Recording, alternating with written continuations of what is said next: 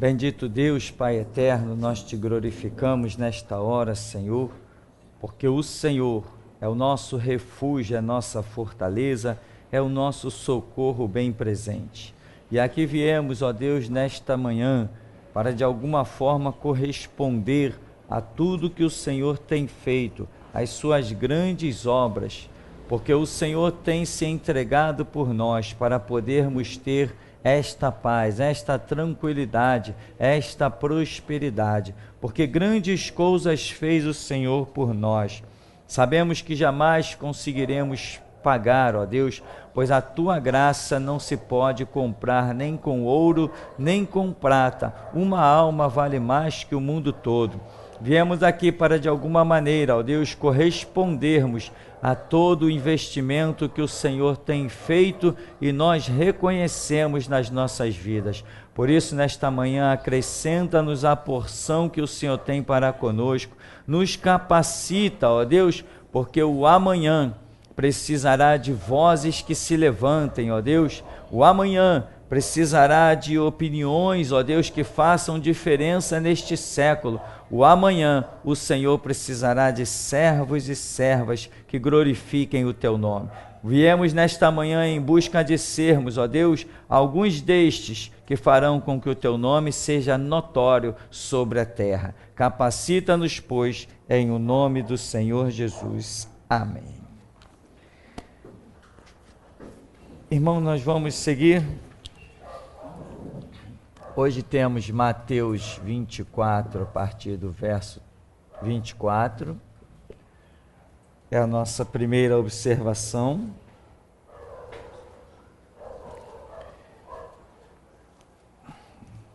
E diz: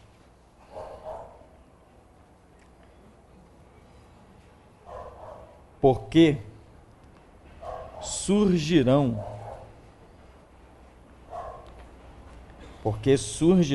falsos cristos e falsos profetas, operando grandes sinais e prodígios para enganar, se possível, os próprios eleitos.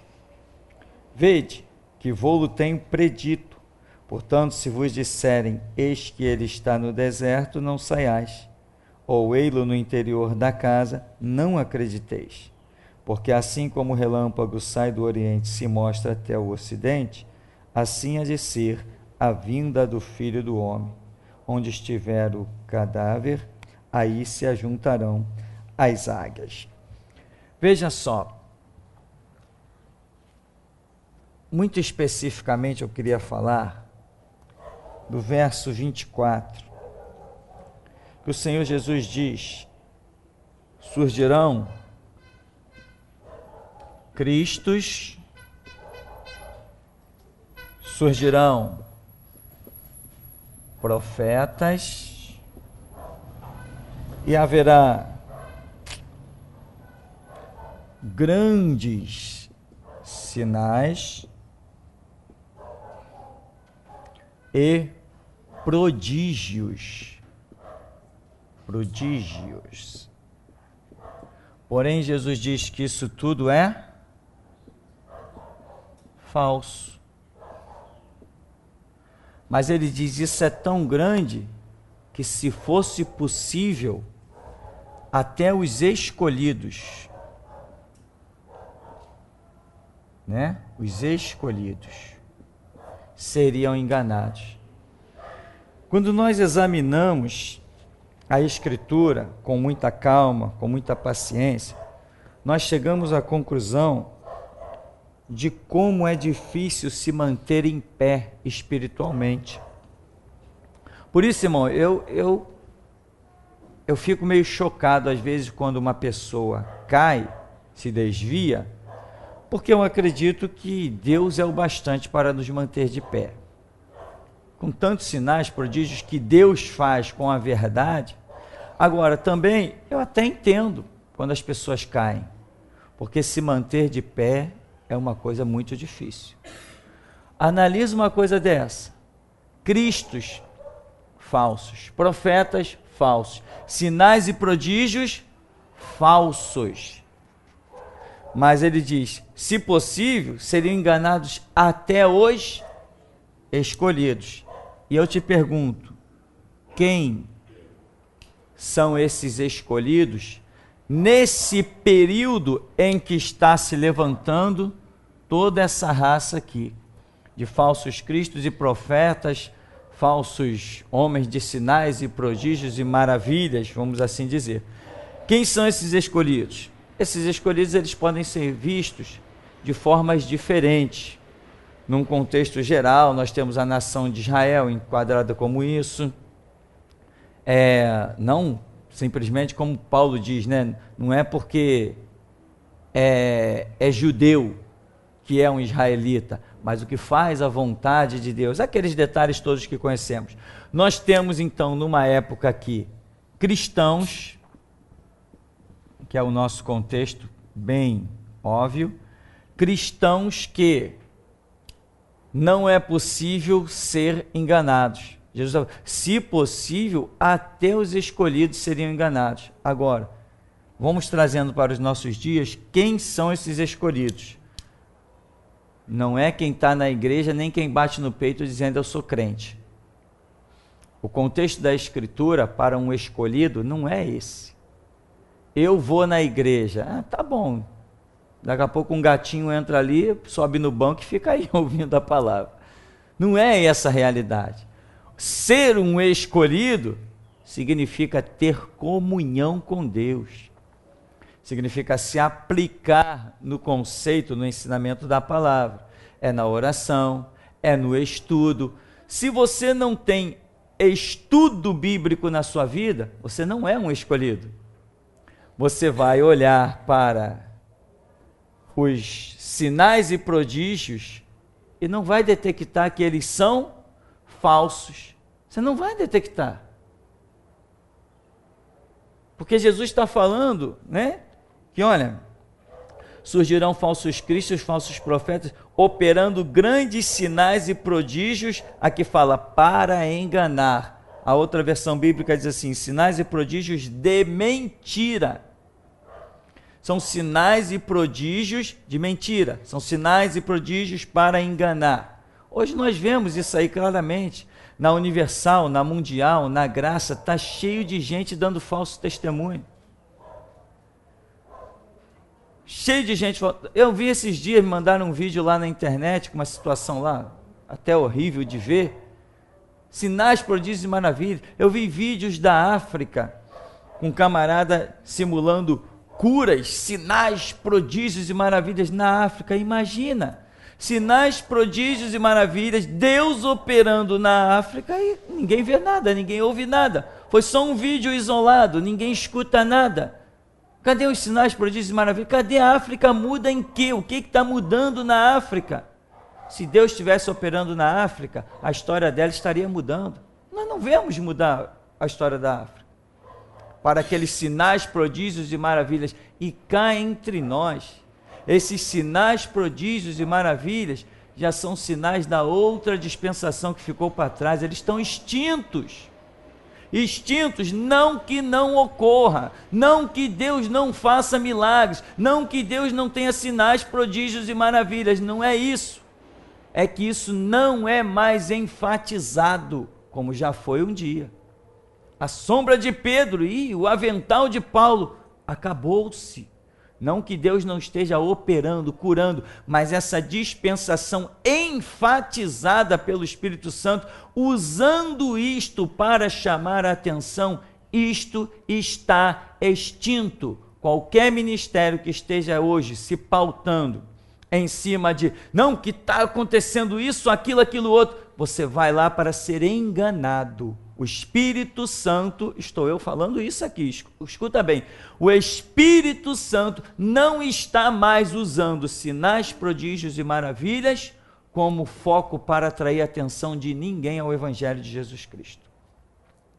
Mas quem não é um escolhido, quem não está estudando, quem não está enquadrado na palavra, está sendo iludido pelos cristos, profetas, sinais e prodígios de mentira que estão aí soltos. E não são muitos. Eu conheço uma meia dúzia dessa igreja mundial do poder de Deus, caindo pelas tabelas, mendigando pão, mas apareceu lá dizendo que foi curado, que foi liberto e que virou empresário. Da Universal, então, nem se fala. A Universal começou aqui, aos arredores aqui. Eu vi o surgimento da Universal, conheci a sede da Universal, frequentei aquilo lá, a beça, num comecinho bem distante, mas frequentei. Conheço a história daquilo ali tudinho, desde os primeiros livros que foram escritos naquilo ali. Hoje, sinais, prodígios, tudo de mentira, tudo conversa fiada. Não tem nada de Deus naquelas histórias lá. E como eu conheço gente que apareceu até na televisão da Universal dando testemunho, e uma semana, um mês depois, estavam debaixo de 7 palmos, sepultados. Mas apareceram lá, sacudindo documentos, dizendo que tinham sido curados. Sinais e prodígios e maravilhas. E que o povo diz assim, oh, quanta gente corre para essas igrejas. Nós vimos 2 camaradas, Silas Malafaia e Jabes de Alencar, sentado na primeira fila para ouvir Valdomiro Santiago falar. Imagina, é melhor sentar diante de um cachorro e ouvir latir. Valdomiro Santiago, imagina 2 homens até então, aparentemente conceituados, aparentemente com conhecimento, pelo menos citam vários versículos bíblicos, citam capítulos inteiros, dá até inveja de como eles citam passagens bíblicas, mas senta na primeira fila para ouvir Valdomiro Santiago falar. Eu preferiria sentar ao lado de um cachorro e ouvi-lo latir. Ia ter mais comunhão com a natureza, né? Que misericórdia. Aí na entrevista, não, vocês vieram aqui e tal, vieram nos fazer uma visita? Não, nós viemos aqui porque é inegável, né? Foi dado a ele o dom da cura. Isso é inegável. Olha só, sabe por que eles disseram isso? Porque eles não estão entre os escolhidos. Eles estão sendo enganados, mas falou-se que a Escritura diz, o Senhor Jesus, que os que forem escolhidos não podem ser enganados. Eles estão sendo enganados. Por quê? Porque se desviaram da verdade. Imagina, Valdomiro Santiago, se alguém perde tempo de ouvir aquilo ali falar. Melhor você ficar diante de um aquário vendo o peixe nadar, meu irmão, é muito mais tranquilo, né? Escuta os cachorrinhos na rua latir. Valdomiro Santiago, misericórdia. Uma pessoa, para perder o seu tempo ouvindo aquilo ali, tem que ter muito tempo de sobra, meu irmão. Puxa vida. Aquilo ali, acho que até a besta fala melhor que aquilo ali. Olha, Jesus está falando, ele está usando títulos muito importantes. Ele está usando títulos que atraem a atenção mais profunda das pessoas. Quando se fala, ali tem um profeta, opa, não chama a atenção de todo mundo? E quando fala assim, ali tem um camarada que, olha, deve ser o próprio Cristo. Quem de nós não sente curiosidade de ver esse negócio? Mesmo você sabendo que não é. Mas se alguém disser assim, olha, Jesus está ali, o Cristo está ali na esquina. Você não sente curiosidade de ver, mesmo sabendo que ele não está? Porque é um título que atrai muito. Jesus está falando, eles vão atrair multidões. Irmão, esse lado do ser humano, esse sentimento que nós, seres humanos, tem, que precisamos acorrentar esse negócio muito bem controladinho, isso é muito perigoso. Existem algumas palavras que comprovadamente mexem conosco. Existe um estudo em cima das palavras, que me foge à memória agora esse tipo de estudo, que é até considerado uma ciência. É um estudo que diz assim, te coloca ali quieto num canto, aí daqui a pouco você está sozinho, põe um fundo musical, Aí coloca uma voz bem entonada, bonita, e começa essa voz a falar só palavras tristes. Daqui a pouco você está chorando. Enche um balde de lágrimas. Muda a coisa. O mesmo cenário, o mesmo clima, tudo. Aí coloca-se um fundo musical mais alegre, ritmado, e põe palavras de alegria, palavras, sabe, mais, que a gente gosta mais de ouvir. Daqui a pouco está todo mundo rindo. Do nada. É uma coisa mecânica que existe dentro de nós.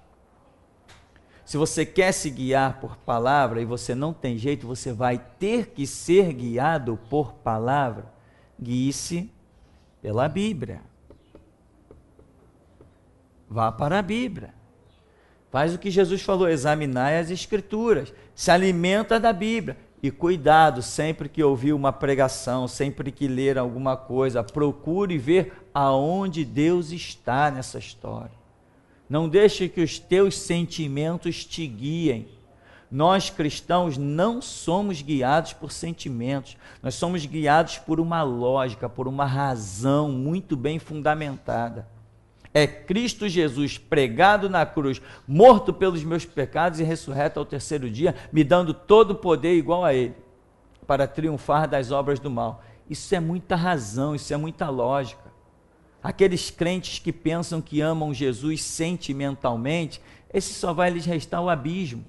Jesus Cristo não é amado sentimentalmente. Ele falou, aquele que tem os meus mandamentos e os guarda, é esse que me ama. E amar Jesus, fundamentado, como ele disse, nos seus mandamentos, meu irmão, não tem nada a ver com sentimento. É braço, é disposição, é pagar o preço.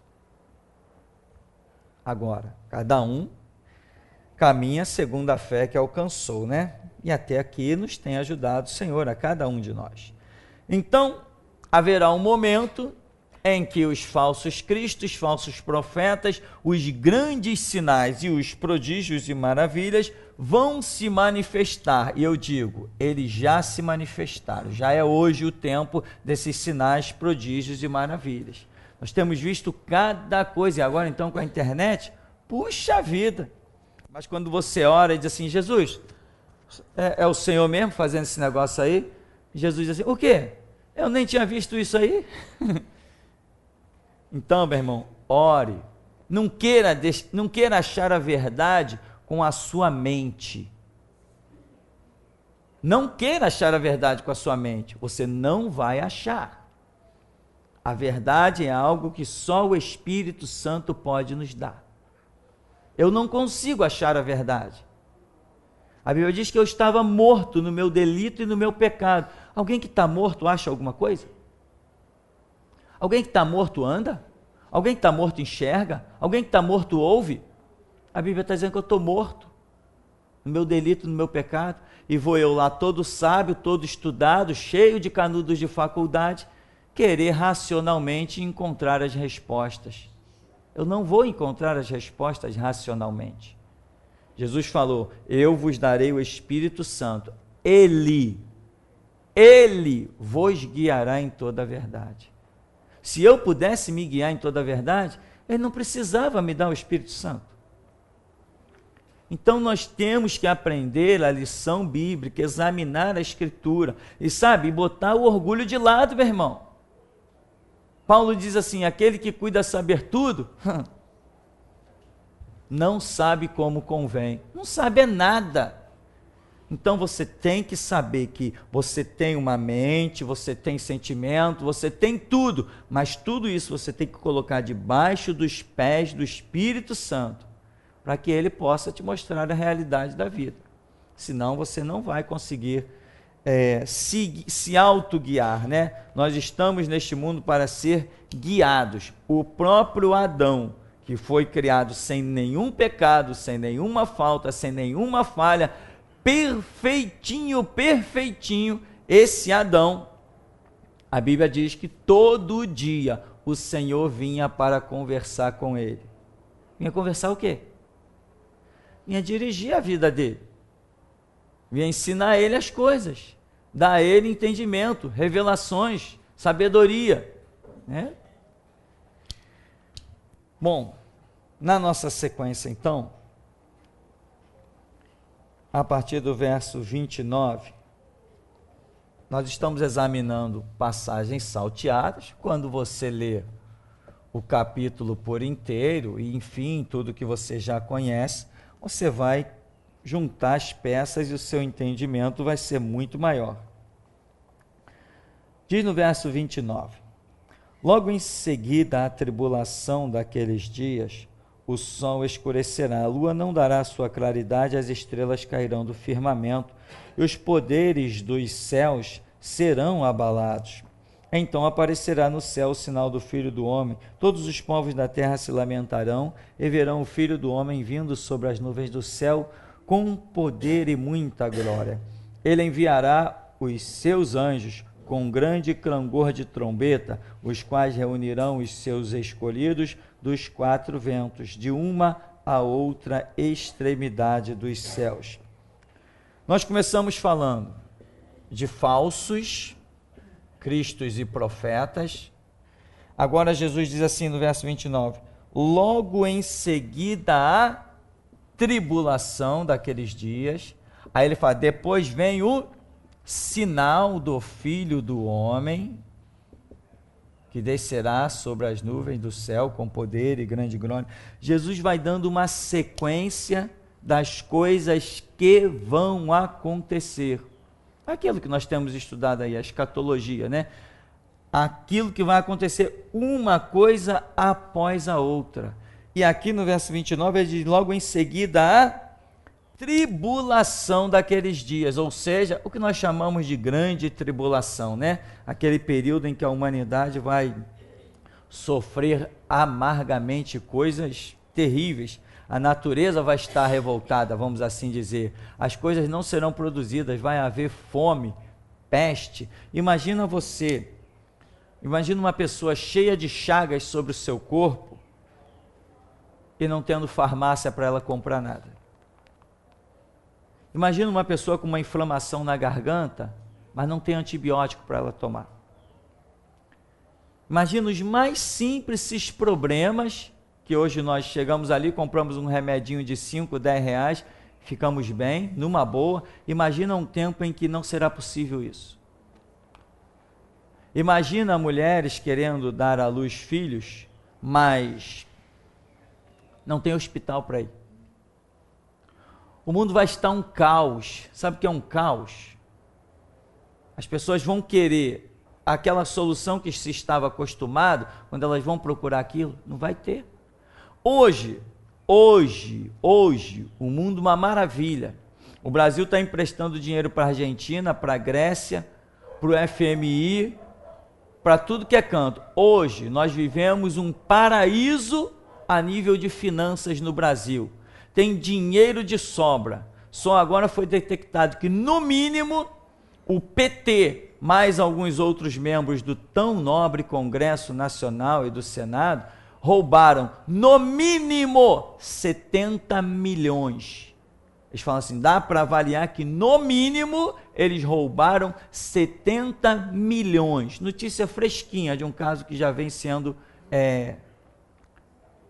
alvo das CPIs, né? 70 milhões, ou seja, o Brasil está nadando em dinheiro. Aí você bota num telejornal, fulano morre na fila de hospital. É mesmo? Caramba, como? Aí põe no outro jornal, mais um morre na fila de hospital. Fulano percorre 5 hospitais, não consegue atendimento e morre na porta de um hospital. Hoje, eu estou falando disso hoje. Dá para você avaliar o que é uma grande tribulação? Quando os cavalos de Apocalipse estiverem soltos, quando as taças amargas estiverem sendo derramadas? Hoje as pessoas estão lamentando, fui em tal hospital e não tinha médico, isso é um absurdo. É mesmo? E quando não tiver nem hospital? Hoje as pessoas estão se lamentando porque não tem médico. vai chegar um período neste século 21 que nem hospital não vai ter, só vai ter lá o esqueleto todo depredado, sem nenhuma unidade funcionando, meu. É grande tribulação. Sabe o que Jesus falou desse dia? Dia igual esse não houve, e depois não haverá. Nem a destruição de Sodoma e Gomorra, nem o dilúvio arrebentando com a humanidade, nada se compara a esse períodozinho tão pequeno que Jesus chamou grande tribulação, que ele chegou ao ponto de dizer assim: se aqueles dias não fossem abreviados, nenhuma carne sobreviveria. Está pensando que vai chegar ali na farmácia e vai comprar um remédio? Eu te pergunto, com que dinheiro? Se não vai ter empresa produzindo emprego. Sabe o que é um caos?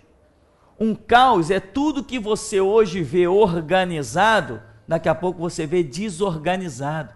Ninguém se entende mais. Cada um está querendo sustentar sua própria mesa porque não está enxergando o amanhã. Não está achando que vai, está achando que não vai nem comer amanhã. A situação daquela mulher que no tempo de Elias viveu.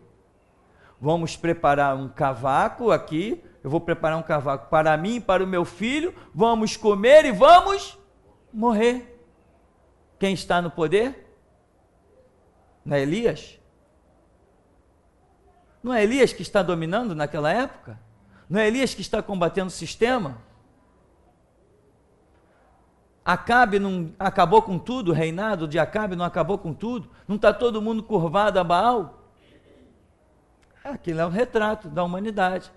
Aquela mulher está representando as nações que tiveram as suas oportunidades.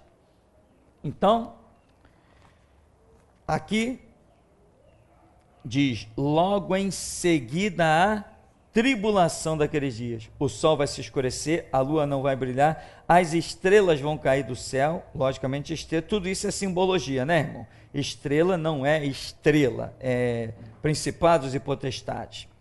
Os poderes dos céus serão abalados, e então aparecerá o sinal do Filho do Homem, e todos os povos se lamentarão sobre ele. Então Jesus está dizendo, eu venho, a minha vinda é depois da tribulação. Jesus está dizendo isso, não está dizendo isso aqui claramente? Olha, sabe quando que eu vou vir? Muita gente perguntou, né? Senhor, quando será a tua vinda? Quando será o fim dessas coisas? E tal, Jesus falou, contou um monte de história, um monte de parábola, e aqui ele está dizendo assim, eu venho depois da grande tribulação. É isso que Jesus está falando, com muita clareza. Ele traz uma sequência, aí diz, todo mundo vai ver, né? Ele já falou, ó, se alguém disser que ele está aqui, que ele está ali, não acredita. Ele diz assim, verão o Filho do Homem vindo sobre as nuvens do céu com poder e muita glória, e ele enviará os seus anjos com um clangor de trombeta para reunir os seus escolhidos dos quatro ventos a uma outra extremidade dos céus. Veja bem, nós sabemos que teremos arrebatamento, grande tribulação, é em meio ao reinado do anticristo, né? Grande tribulação, manifestação do Filho do Homem, que é o Senhor Jesus. Aí ele diz que depois que ele se manifesta, ele dá ordem aos anjos, vai lá e recolhe os meus escolhidos, quer dizer, para reuni-los de alguma maneira em algum lugar. Quem são esses escolhidos? A igreja está incluída nesses escolhidos? Não, porque a igreja já foi aonde? Os últimos cristãos que ficaram sobre a terra partiram no arrebatamento. Então, depois de todo esse processo que Jesus vem, pisa no Monte das Oliveiras, conforme Zacarias 14 e outras passagens. Quando Jesus vem, ordena os anjos para reunir os seus escolhidos, os cristãos não estão aí. Todo mundo que foi um cristão partiu de uma maneira gloriosa no arrebatamento, ou alguns ainda partiram na grande tribulação, quando João diz, Senhor, quem são esses de vestes brancas salpicados de sangue? O anjo pergunta para João, né? Quem são esses? Aí João diz assim, meu Senhor, tu sabes. Aí o anjo diz para ele, esses são os que vieram da grande tribulação. Então, até ali, ainda houve um estender da misericórdia de Deus, porque quando o arrebatamento acontece, fecha-se a porta da graça. Mas algumas pessoas ainda conseguem testemunhar do cristianismo lá na grande tribulação. Não é testemunhar com poder, com ousadia, não. É um testemunhar por medo e pavor, porque tem consciência de que vai para o inferno, porque não entrou pela porta do arrebatamento. É uma igreja que ficou para trás, é um povo, pessoas que ficaram para trás, largadas, abandonadas. Tudo que um dia, se é o caso, se fosse que eles estivessem reunidos até a porta do arrebatamento, eles perdem, eles entram na grande tribulação com zero, totalmente zero, e eles vão ser salvos na grande tribulação, os que conseguirem força para testemunhar, porque diante deles vai estar as serras elétricas, guilhotina, forca. Nega Jesus e vive. Se confessar Jesus, olha o que está te esperando. É serra elétrica, é motosserra. Vai, irmão, me ajuda. Vamos nos especializar em tortura. Cadeira elétrica, vai voltar tudo em guilhotina. Tudo isso vai estar diante dos cristãos. É pedra no pescoço ser lançado no fundo do mar, essas coisas todas assim, maravilhosas, né, que os homens inventaram, porque um melhor que o outro, né? Então um inventa a coisa para acabar com o outro. Então, todas essas coisas vão estar diante dos cristãos que não forem arrebatados. E você acha que todo mundo é muito corajoso? Eu acredito que muita gente vai entender, não, eu tenho que entrar nesse céu, agora eu entendo, é a minha última chance, eu brinquei, mas agora não posso brincar mais. Então vai ter gente testemunhando, porque o anjo fala para João, que são os que vieram da grande tribulação. Agora, muita gente vai negar, meu irmão. Muita gente vai negar. Mulheres com unhas bonitas, pintadas, vermelhas, frozinha. Aí vai pegar, ver aquele camarada fortão na sua frente, com um alicate daqueles, hein? Quando pegar na primeira unha, hein, irmão? Misericórdia. Você é crente mesmo, moça? Irmão, eu te aconselho você, desde já, achar essa porta aqui, ó, a porta do arrebatamento.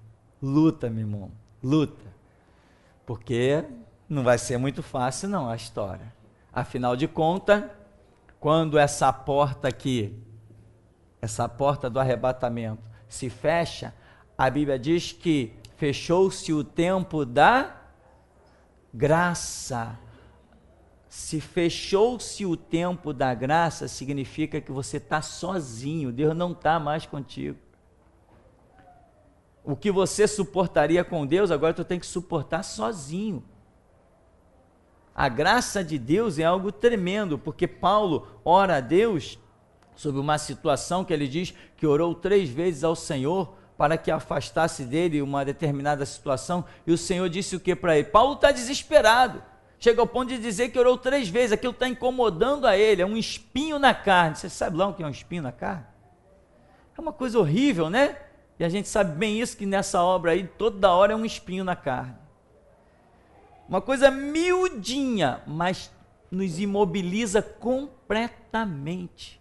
Coisas que às vezes tem que botar lente para ver aonde está aquele espinho. Mas você não consegue tocar nada com aquele espinho que aos olhos naturais eu não consigo nem ver. Paulo está incomodado. E o que o Senhor diz para ele? Paulo, a minha graça te basta. Algo que Paulo, em princípio, está desesperado, Deus fala assim, a minha graça te basta, vai em frente com o teu problema, com a tua situação. Na grande tribulação, depois que a porta da graça se fechar, esta graça não estará mais sobre a terra, não estará mais sobre a vida da humanidade. Por isso é chamado grande tribulação, ausência total da graça de Deus, ausência total da direção de Deus. Eu vou te dizer uma coisa, você pensa que Deus hoje dirige só os santos, só o seu povo? Dependendo da estrada que você considerar. Mas Deus hoje está usando ímpio. para criar coisas para a humanidade, máquinas para a saúde, sistemas de energia elétrica, sistema solar, sistema de captação de eletricidade, energia solar, formas de levar água a lugares distantes, bombas potentíssimas. E não é crente que está inventando essas coisas muitas vezes, não. É ímpio, sabe por quê? Porque Deus está iluminando a mente do ímpio para dar um bálsamo para a humanidade. No tempo da grande tribulação, ímpio não vai saber nem inventar mais um palito de fósforo. A ausência da graça de Deus deixa o ser humano à beira da loucura. Então, aqui vai se fechar. Agora, você pode examinar, né, Mateus 25, você vai ver isso aí, e temos vários seminários falando, o primeiro e o segundo principalmente, falando sobre a parábola das 10 virgens, Mateus 25, que descreve bem esses detalhes gloriosos e terríveis ao mesmo tempo.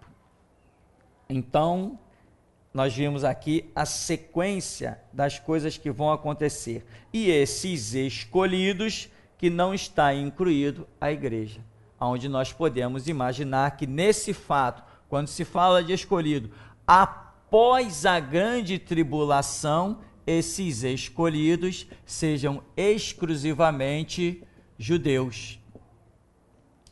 E não é judeu nacionalmente falando, irmão. Não é judeu nacionalmente falando. É judeu guardião do judaísmo. Ou seja, não é judeu que está por aí fazendo esses horrores todos que nós vemos, não. É judaísmo que eu falo, são guardiões da lei de Moisés. Esses serão reunidos. A lei é santa? A lei é poderosa? A lei foi dada por Deus? Sim, nós já estudamos sobre isso aqui, sobre vontade permissiva e vontade absoluta. Já falamos disso nos nossos primeiros seminários. E ficou, no meu ponto de vista, ficou muito bem explicado e entendido.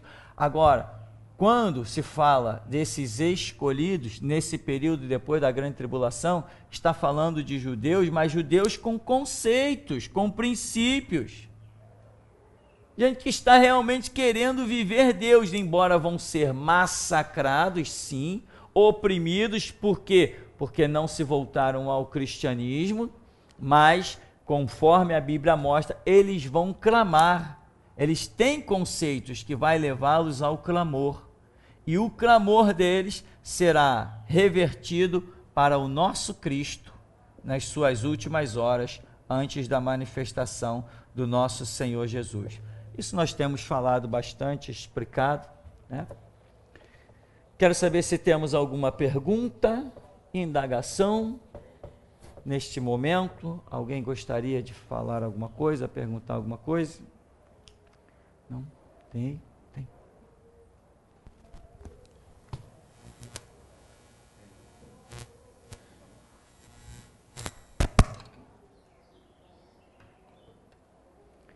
Esqueci de você. Alô, som, alô. É uma pergunta do Rodrigues. Pastor, essas pessoas que ficaram no arrebatamento são desviados também?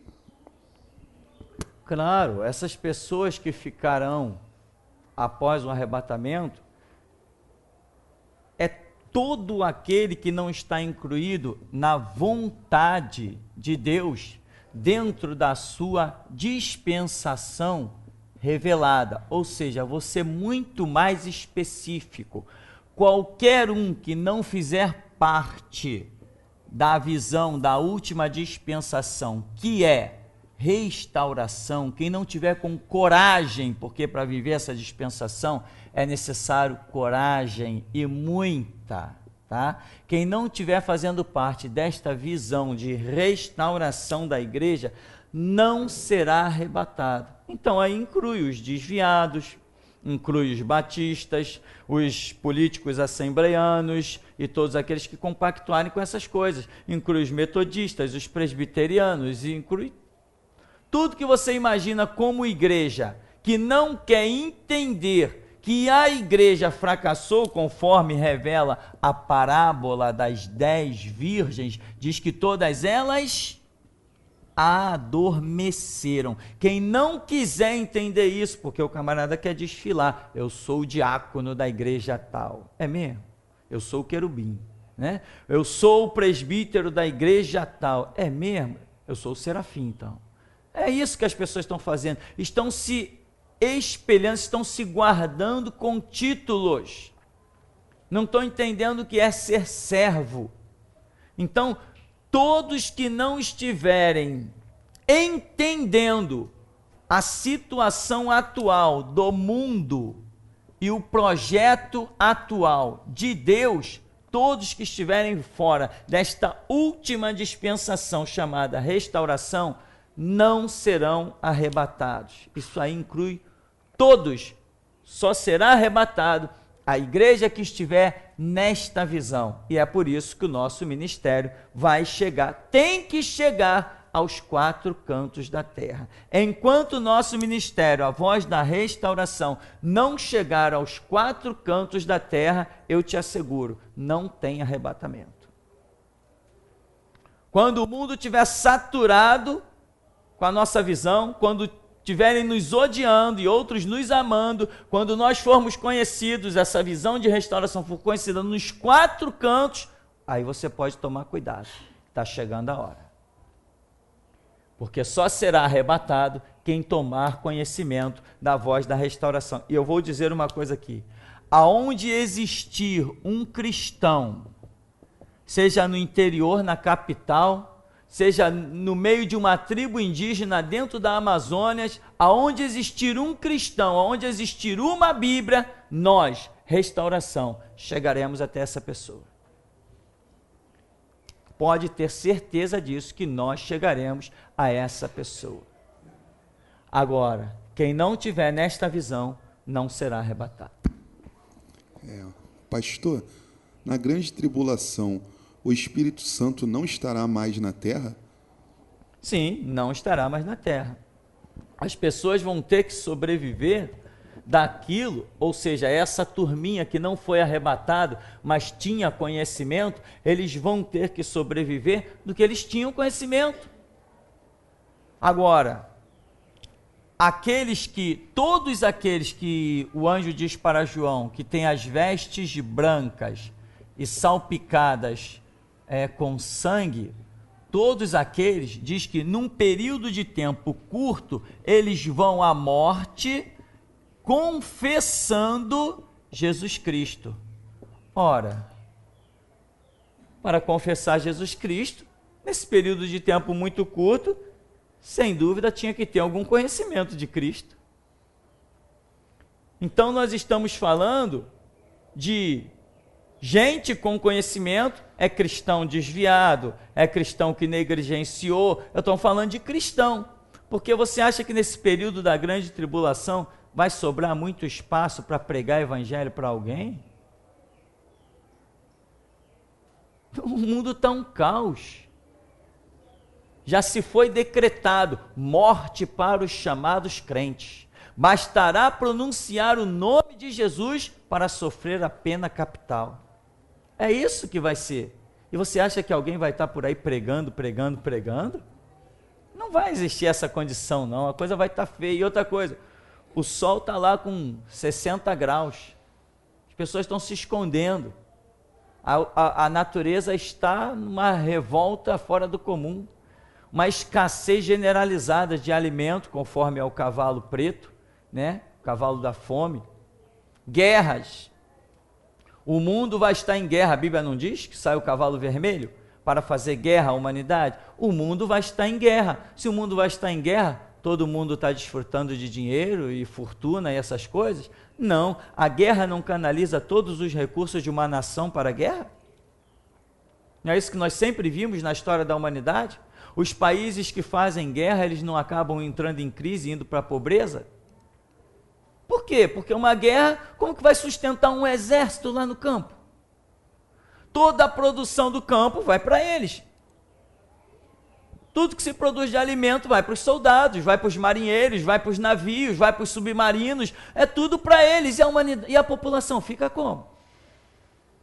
Então você acha que num período desse, alguém vai estar pregando na praça, vai estar pregando na rua, vai estar ligando para o seu vizinho, ou sei lá para quem, para falar do evangelho? Não, vai sobreviver somente aqueles que tinham alguma coisa de Deus na sua vida, que não foi o bastante para lhes dar a salvação pelo arrebatamento. Aí eles vão entrar nesse período aí, na grande tribulação, e vão acabar confessando Cristo. Não todos, obviamente, porque muita gente tem medo de dor e tem medo da morte, né? Muita gente tem medo da morte. Muita gente tem medo da morte, sabe por quê? Porque esquece que não tem jeito, vai passar pela morte. Muita gente tem medo da morte porque tem dentro de si um conceito de que vai viver eternamente. Esse é um conceito problemático no ser humano. O ser humano só tem na sua cabeça, ele só adestra o seu fator psicológico para a vida. Quando na verdade os mais fortes, os mais poderosos, os que mais sobrevivem, são os que se preparam para a morte. Porque todos nós sabemos que uma coisa é certa, que vamos morrer. Mas a humanidade, ela insiste em se preparar somente para a vida. Qual a tua idade? 70 anos. Quanto tempo mais você quer viver? Ah, mais uns 30, né? Tá bom, aí passou os 30. Qual a tua idade? 100 anos. Quanto tempo você quer viver? Poxa, mais uns 20, né? E vai assim, a pessoa nunca pensa em morrer. Ela só pensa em viver. Mas o apóstolo Paulo diz, olha, para mim sabe qual é o melhor? Eu queria ir embora, mas eu tenho uma missão na terra, então eu tenho que ficar. Mas quem não entende que o melhor é morrer, nunca vai ser um soldado valoroso de Jesus Cristo. E nesse período da grande tribulação, tem muita gente com medo da morte. Como hoje tem, naquele período também terá. É uma pergunta da Francis. Pastor, na internet havia um pastor em 2009 que previu um acidente de metrô no centro de São Paulo, baseado no filme Presságio, que já demonstrou catástrofes elaboradas pelo mundo. O que o senhor diz? E o pastor Daniel Batista parou de fazer previsões de fim do mundo, pois não fala nunca sobre milênio. Nós não temos o que declarar sobre essas situações, né? Já existiu tanto macumbeiro aí na televisão, fazendo previsões de uma coisa, de outra. Teve uma pessoa que foi muito engraçado, preveu que no Rio de Janeiro, parece, um shopping ia ter um acidente.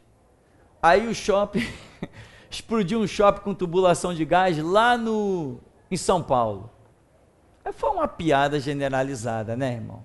Quer dizer, é como se o diabo tivesse tentado acertar alguma coisa, mas não conseguiu acertar. As coisas de Deus, meu irmão, elas são muito precisas. Ano, mês, dia, hora, minuto, segundo. As coisas de Deus são assim. Deus tem poder suficiente para ser previsível, para ser exatamente aquilo que Ele está dizendo naquele segundo que Ele previu. Agora, quando as coisas são do diabo, não, nós que já andamos por dentro de terreiros, sabemos que o diabo diz assim, vou fazer isso assim, assim, assim. E as coisas nem acontecem. E às vezes, acontece. Por quê? Porque o diabo não tem poder, mas ele tem uma força de indução, ele tem uma ação que ele tenta levar a coisa a acontecer para se credibilizar, para juntar adeptos, pessoas que acreditem que ele tenha poder. Então os demônios dizem, olha, eu vou fazer isso, vou fazer aquilo.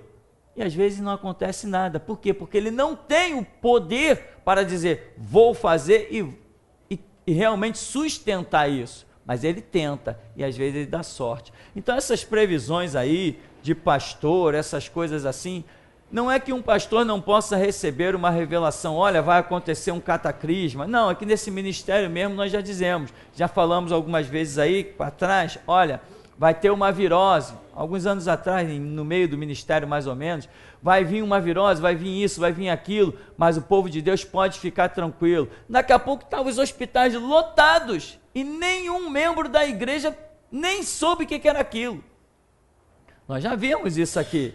Então não é que Deus não possa revelar coisas, não. Agora, quando se trata dessas outras igrejas, meu irmão, eu estou sempre com o pé atrás, porque pessoas que ouvem a verdade não se curvam à verdade, pessoas que você abre o site deles, abre as coisas do ministério deles e você só vê baboseiras, você só vê envelope ungido, é campanha da prosperidade, é a busca do Espírito Santo, você só vê coisas que não fazem parte do Evangelho de Jesus Cristo. Eu duvido muito que Deus esteja falando no ministério desse, tá? São muitos casos que eu vi, então não sei, quem quiser fazer suas previsões por aí, que vá em frente. Agora, a vergonha está acontecendo com muita gente, porque tem muito pastor aí que está engolindo qualquer coisa. Um irmão sonhou, pronto, para ele é a verdade. Um irmão disse que teve uma visão, para ele é a verdade. Não, eu aqui, meu irmão, para mim só é verdade aquilo que Deus fala comigo. Só é verdade para mim o que Deus fala comigo. Um irmão pode ter um sonho. Pastor, que eu sonhei que tal, que o anjo, que o céu, que a terra, aquela coisa gloriosa. Só vai ser verdade isso para mim depois que eu orar e que o Espírito Santo me disser que é verdade. Enquanto o Espírito Santo não me disser que é verdade, foi apenas um sonho. Todo mundo não sonha? Todo mundo sonha. E ninguém é culpado pelo que sonha. Você escolhe o que vai sonhar? Não, você pode sonhar. Agora, tem gente que exagera. Irmão, porque eu sonhei, olha, e vai acontecer. E às vezes realmente sonhou, mas não entendeu o significado do que sonhou. Isso também é uma marca terrível no nosso meio. Pessoas sonham, mas não discernem o que sonham. E muitas pessoas vêm falar comigo e depois saem meio chateado.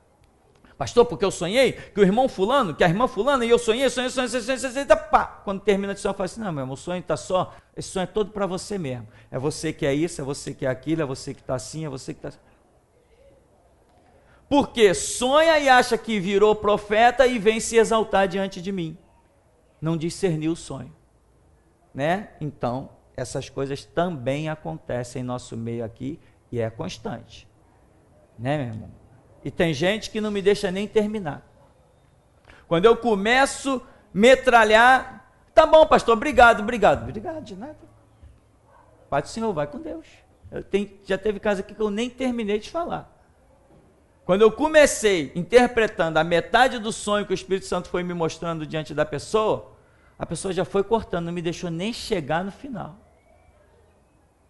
Então, irmãos, temos que ir com calma nessas visões, sonhos e interpretações. Para ser salvo, tem que frequentar a igreja ou uma vida com Deus e submissão à sua palavra é o suficiente para salvar? Não, para ser salvo tem que estar no centro da vontade de Deus.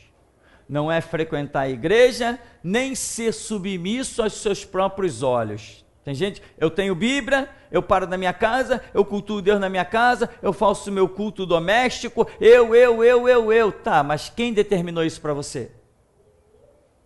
Isso tudo que você está fazendo foi determinado por Deus ou pela sua própria consciência? Não, eu estou certinho, ó, eu oro a Deus, eu estudo a palavra de Deus, eu não faço mal a ninguém, eu vou para o meu trabalho, eu vou para a minha faculdade, eu volto para a minha casa, eu cultuo a Deus, eu com Deus. Tá, mas foi esse o caminho que Deus te traçou? Olhando para uma vida assim, nós vemos tudo perfeito. Mas e a vontade de Deus? Fica onde? Joga no lixo? Então, a bênção de Deus, os projetos de Deus, a salvação de Deus, não vem na vida daquele que faz tudo certinho. Vem na vida daquele que está no centro da vontade de Deus. Eu também fazia tudo certinho. Eu amava o Evangelho, eu pregava com todo temor, só dava conselho às filhas dos outros, aquele que eu daria para os meus próprios filhos. Só aconselhava a família dos outros de acordo com aquilo que eu aconselhava para a minha própria família.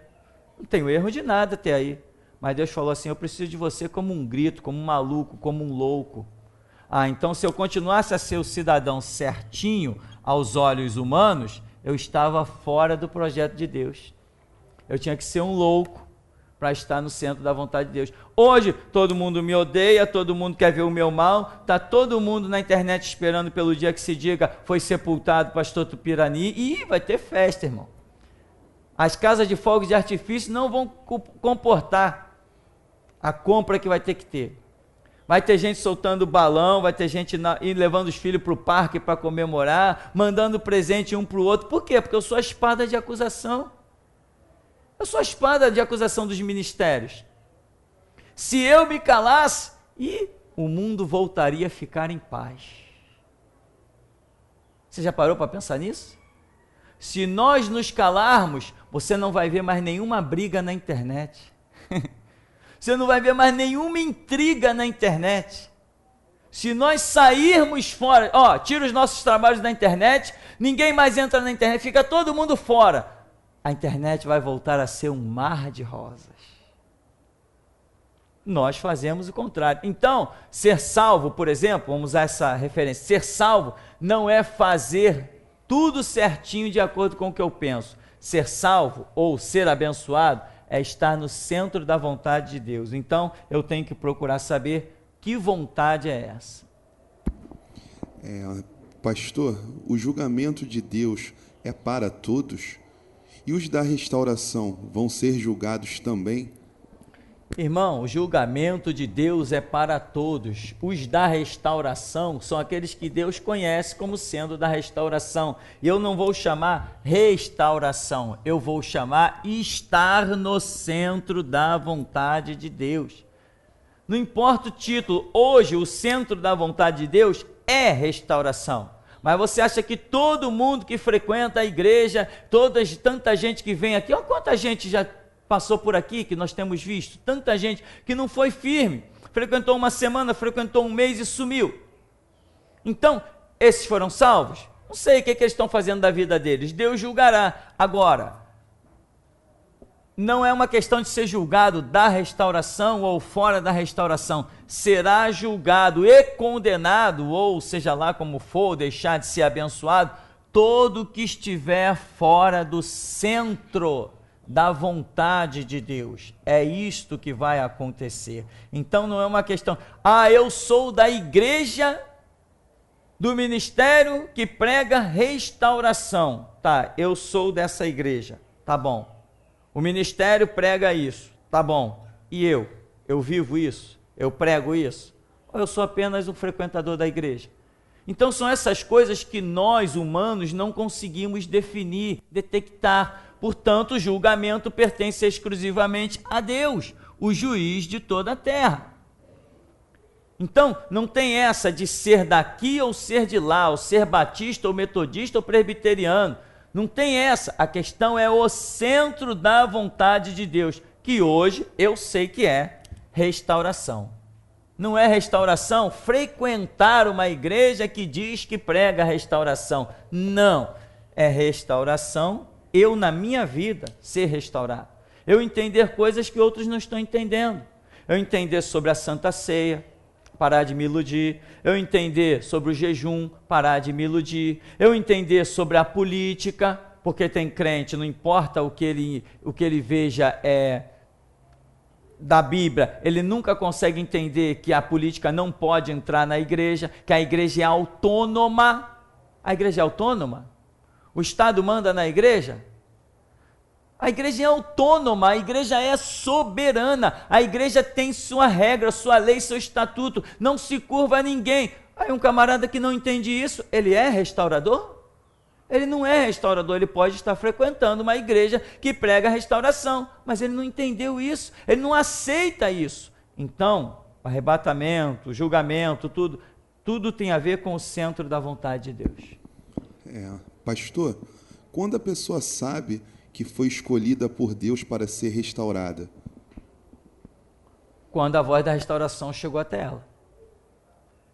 Chegou a voz da restauração nela, o nosso ministério chegou até ela, ela foi chamada. É a hora dela. Se deixar passar, um abraço, já era. E tem mais, tem um tempo. Deus dá tempos a alguns mais longos, eu não sei porquê, a outros mais curtos, eu não sei porquê. Deus é que tem a sua maneira de tratar, porque com Zacarias ele tratou de um jeito e com Maria, a mãe de Jesus, ele tratou de outro. Deus sabe porque ele é soberano e a sua maneira de agir sempre é justa. Mesmo que eu não entenda, uma coisa eu entendo, que ele é justo. Então, se a voz da restauração chegou para uma pessoa, a hora dela é aquela. Agora, quanto tempo Deus vai dar àquela pessoa para que ela se enquadre, aí é com Deus. Eu já vi casos aqui de Deus dar a algumas pessoas, 2 semanas. A pessoa chegou e Deus começou a tratar e mostrou que estava tratando com a semana. Passou 2 semanas, a pessoa se ausentou um pouquinho. Quando voltou, Deus falou assim, já era. 2 semanas. Não vai mais se firmar. Não vou mais dar graça. Não vou mais sustentar. Acabou. 2 semanas. E eu já vi gente chegar nesse ministério depois de ficar afastado por 3 anos. E quando voltar, Deus diz assim, ainda tem um plano na vida dele. É bem diferente o julgamento de Deus para os nossos. Amém? Vamos dar uma paradinha e depois a gente volta então com as perguntas. Vamos tomar um café.